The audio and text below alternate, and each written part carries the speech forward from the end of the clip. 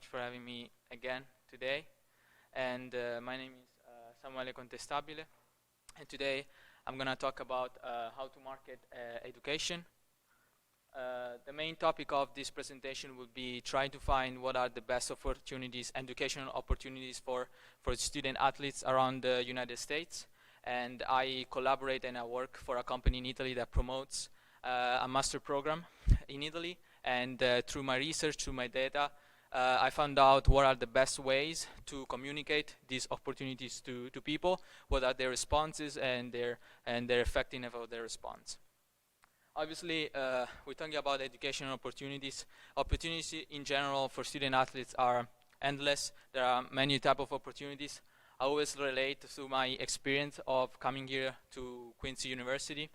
What I'm going to say is that it wasn't probably the best opportunities ever to me. I think it was just the right opportunity that fitted me in terms of academic opportunities, scholarship opportunities, tennis-wise.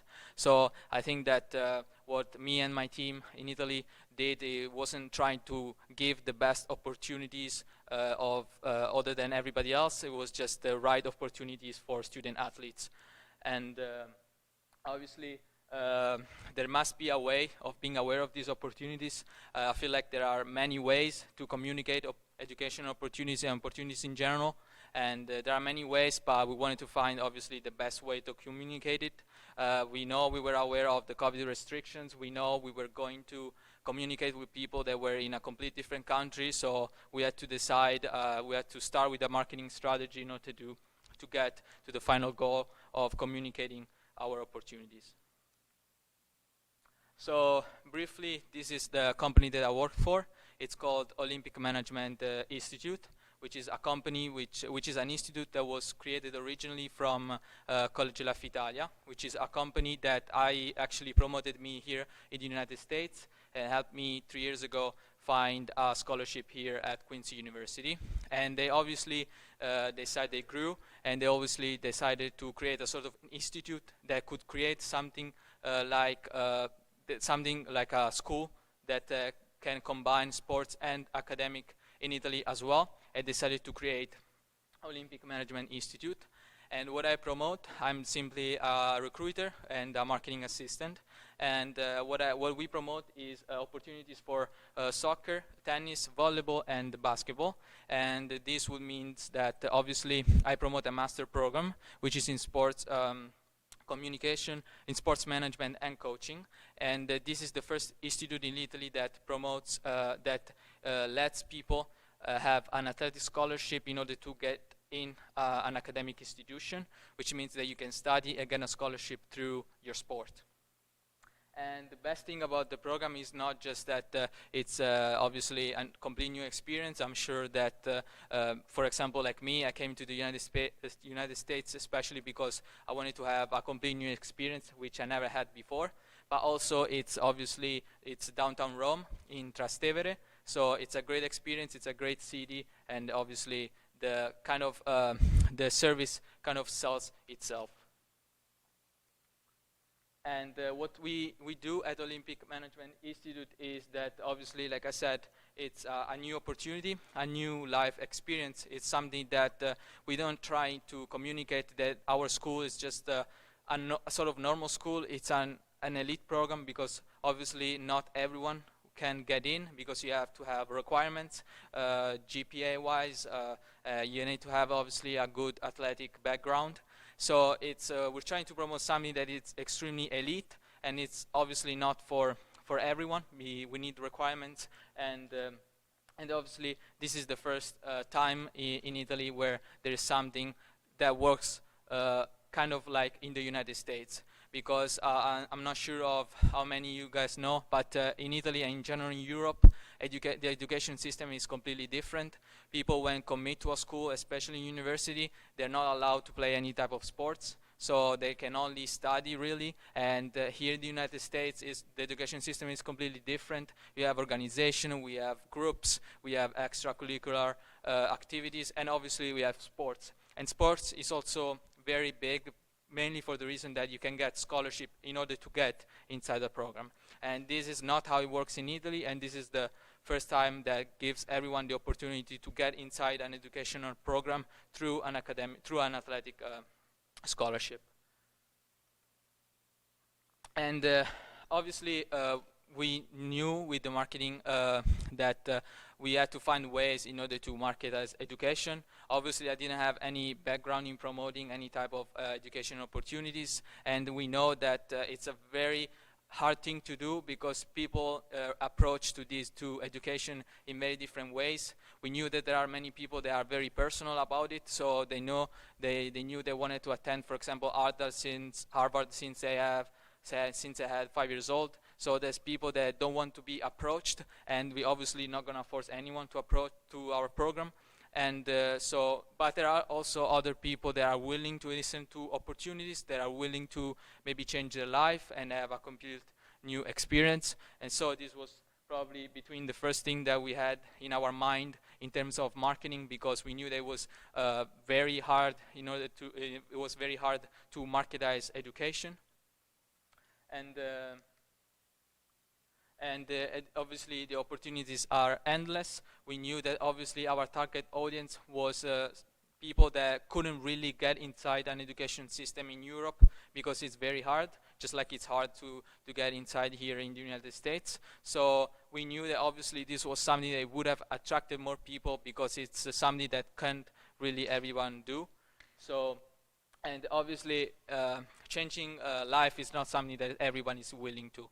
I'm sure that many people here that are especially from the United States had to maybe travel a lot, live in probably 15 hours, 17 hours away from here, but I'm sure that everybody understands that changing another country is completely different. The approach to life, the culture, everything is completely different. And here the marketing side of view, which is the main purpose of this presentation, trying to understand what was the marketing process and the research behind it. Obviously, the first thing that we had in our mind was the service. So we had to understand what we were actually offering to the people, which was a master program. And obviously the marketing of service was going to be something, probably the most important thing, because you have to find a way to marketize this education. We knew we were lucky to have social media today, which makes it obviously very much easier. But obviously with the COVID restrictions, we knew it was going to be hard because we couldn't get the one-on-one thing where you can maybe call or doing something like that. So we knew it was going to be hard, but we were lucky enough to have access to social media, and we know a lot of people use them, so that was very beneficial for us. And also obviously understand the marketing niche, which is very important, because obviously you don't want to sell your service to anything. We were going to targetize a specific market share, which were college students. So we knew the ideal age was between 18 to 25 years old, and we knew weren't just people from United States, were people from anywhere in the world, because we know that especially in Division 2 schools, Division 1 schools, many people that play sports are from other countries. And obviously the competitive advantage, which is what makes a service and a product better than everything else. The good thing is that we don't really have competition, because even if there are many other good, even better schools in Italy, obviously this is completely different, because it's the only one that offers scholarships in terms of athletics. So we don't really have a competition, and so the only way to get in this kind of education systems was through our offer. And the analysis started from understanding the audience, obviously, and the audience were student athletes from from all the division in the United States. In the United States, we have the NCAA, which divides the school into Division 3, 2, 1, and also NCAA. We started from Division 3 and 2, and we're working on the Division 1 right now. And marketing analysis started from understanding how many people we were going to contact. So we knew there were around between 350 to 450 schools, and we divided them in gender. So we know we were going to reach a number of between 700 to 800 schools, and we also had to count. We also have to count for an average of 2 seniors per school, because this is a master program. So we're most likely looking for seniors that are about to graduate. So, and the marketing strategy itself came across once we had all this information in. And the first thing is to contact the student athletes through the social media. As I said before, it's the most effective ways. We later understand that there are social media that works better for education, in terms of education opportunities and for opportunities in general. But obviously social media is the best way to communicate and reach a larger audience. And another important thing was to get the email address of the student athletes. It's not obviously this is not a program that tries to push as much as it can. The email address was just the first step in order to understand if people were actually interested in the service. The email makes everything more easy and more professional. We were able to include all the links, all the information about the school, the brochure of the program, so that everyone every student that we reach could have a basic understanding of what we were doing, obviously. And then the application and the sending of the offer. Another competitive advantage that I feel that has to put in the marketing strategy was that there are many good schools, many elite programs in the United States that have this process to be charged. So many times you have to pay in order to do application and to receive a scholarship. And our program is this process is completely free, and it doesn't charge anything. So we knew this was something very important, because basically from the moment that you were to get a message from the recruiter to the moment that you were receiving an offer, that entire process was going to be free. So it was very attractive. And then the social media. There are many social media now today, but we obviously choose just the most important ones and with the larger audience. We decided to go with the Facebook, Twitter, Instagram, and LinkedIn. And here's some the important thing. Something that we didn't really understand at the beginning was that we didn't understand that even the best media that has the larger audience wasn't necessarily the good media to communicate our opportunity, because we knew, for example, that Facebook and Instagram are the ones that have the largest audience. Instagram is the one that has the largest audience between 18 to 34, so 18 to 25, which was our ideal age. But obviously we will see later on that they weren't very effective, because people on those social media use it in a different way. They like to share stories, they like to share posts with their friends, so they're not really looking for jobs or opportunities. And we will see that the best social media in order to communicate this kind of opportunities was LinkedIn. Instagram, I mean, I'm sure everyone knows how Instagram works.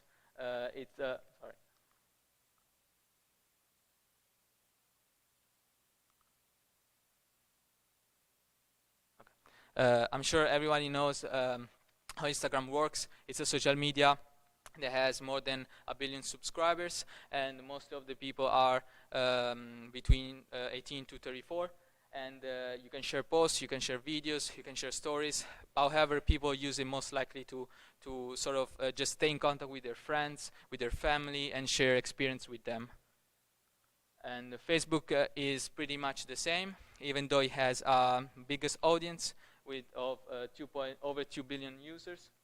It's very much like Instagram, even though you can share your thoughts, your ideas in it. However, and it's also better in terms of contacting, like you can see on the screen, of contacting the industry, the company. However, we'll see that it's not very efficient in terms of education opportunities. And then we have LinkedIn, which has 300 million subscribers. It's very much different from Instagram and LinkedIn and Facebook, because it's people that are in this platform mostly use it in order to find opportunities, mainly jobs. So we knew that companies post about news, about job openings, about opportunities. So we knew this was going to be probably the best platform in order to marketize our product. And then Twitter, which is a sort of like mix between the three platforms, even though it's more used for news. And the data. the data, which was obviously the most, it was very important in the marketing strategy, because we had to understand what were the data we were gathering, and we will later on see that the data that we gathered were from the college that we contacted, the people that we contacted, and so the student athletes that responded, the application that we got, and the commitments to the program. And we used social media to marketize the service, and also the time of recruiting was important, because I didn't mention this before, but the program just started, so the recruiting process is basically new. We only started in January, so it's nearly 2 to 3 months of recruiting, so it's very, very young. And so we measured the data in terms of how many people responded, the effectiveness of the response, and also the people we contacted and the people committed. Obviously, the effectiveness was the most important thing, because in terms of long term, because we want to measure how well do people respond. We just don't want to know how many people responded. We want to know what is the effectiveness. We want to see if people are actually interested and willing to listen to this type of opportunities. In terms of also long term, because being the program very young, we want to have a longer vision. And this is the data I gathered with my colleagues. I did Division 3 mostly, and we were able to contact more than 1,000 colleges and more than 1,000 prospects. And the most important data would probably be the fact that we saw a lot of interest. In general, we were able to send around 100 emails, which I know it can sound very, very low for an institution. However, everyone has to understand that it's in a completely new country, it's completely different, it's with COVID restrictions and everything, and just 2 months of recruiting. So for us, it's still it's already a big goal, and we see that people are actually willing to understand to our opportunities. So it was very good to see all these people interested. And some graph that showed that the people that we were able to contact were mostly the most effective division we were able to contact was the Division 3 for women, most likely because obviously there are more women than men in the Division 3 schools, and also they were more willing to listen to our opportunities. And we, from the beginning when we started recruiting, we knew that obviously not every person you contact is going to respond to you. So we were aiming to a sort of 10-15% of the people we contact. And that's actually the outcome we got, because around 1,000 people we contact, and we got around 100 and 150 response. And it was very also important for us to understand that Division 2 was the most effective the most interesting market audience and target, because Division 2 schools are schools where people come from all around the world, especially for sports. So we knew it was going to be the most effective market, so our best market, and that's actually the outcome. In fact, we got a lot more responses in that, and we found out that's where most people are willing to take this opportunity.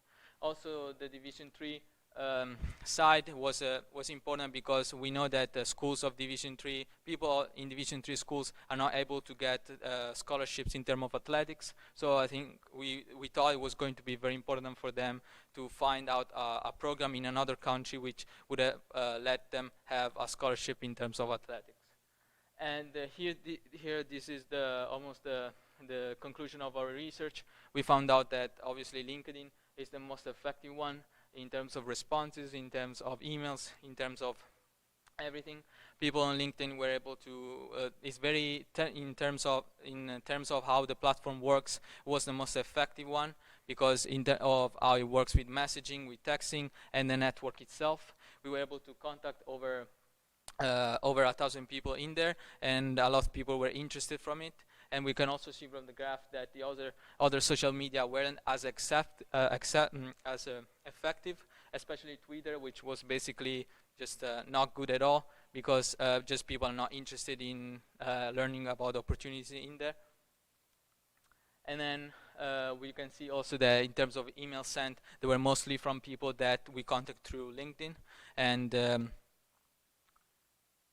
in terms of applications, just in 2 months of recruiting, We got more than 20 applications, so more than 20 people that are currently doing the application programs, the process, and already 5 offers are sent. I know this is very small numbers, but again, we were only able to contact more than just 1,000 people, and just a few of them were actually interested in, because we knew by the measuring of the response, we knew that a lot of people are still scared of traveling around and they want to wait. And there's also new opportunities here in the United States. So it was actually a very bad time to promote a service like this, but so we're very happy with the outcome. And in conclusion, we knew that LinkedIn. So we found out that LinkedIn is so far the best media in order to market education, especially for the network. It was actually very easy for us, because people then just know each other. They just stay in contact in the platform, because we know that if a friend has a new opportunities, we knew that through the network it was going to be very much easy for other friends to know about it as well. So which this made our work be more effective. And also what we learned was that also the other social media weren't as performing as well. We knew that we saw that the opportunities in there weren't as much as in LinkedIn, and the people that responded from it weren't as interested as much as the one from LinkedIn. And in conclusion, what we understand is that there is actually people interested in sort of changing their life and taking opportunities that are very different from anything that has been offered to them before. That LinkedIn is the best performing platform in those type of terms, so to marketize education opportunities, and that and this is thanks to its excellent quality and the network. And thank you very much for your attention. And we still think that LinkedIn is probably the best ones. We know they can share in a different way their interest in the program in a different way, but the way it is marketized is very effective, because it works kind of like Facebook, but it's more professional. So you have less ads, you have less people trying to just contact you consistently. So it's just more efficient that way. Yeah, I'm not obviously in the recruiting process of the Queen's University legally, and I mentioned that the difference between the best offer and the one important for you, it's because many of us, I mean, that got recruited, we got recruited from many schools, and there is a way to find the best school for you, because it doesn't necessarily have to be the best schools in general. We just want to find, at least me and a lot of people that I know, want to find the best fit. So for example, for me, I knew QU was the best because it was a very small school. I knew the education system was good. So maybe even if I knew I wasn't going to be professional in the tennis, I knew it was going to be good because the program was still good, but educational wise, which was more important for me, was going to be good. So I didn't necessarily accept the best offer from, for example, Harvard, which wasn't an offer from, but that was the distinction I wanted to make, because I think the most beneficial thing was probably getting to know the people, because we got to know a lot of people from anywhere in the world, and I personally involved also in like video calling them and helping them through the process 24/7. So that was very beneficial, because you get to know how these people want to approach to educational opportunities. And it was also good to me to understand the marketing side of you, because I kind of had to start from scratch and I didn't know really much about it. So it was very beneficial to understand how this entire world works and the people that are in it.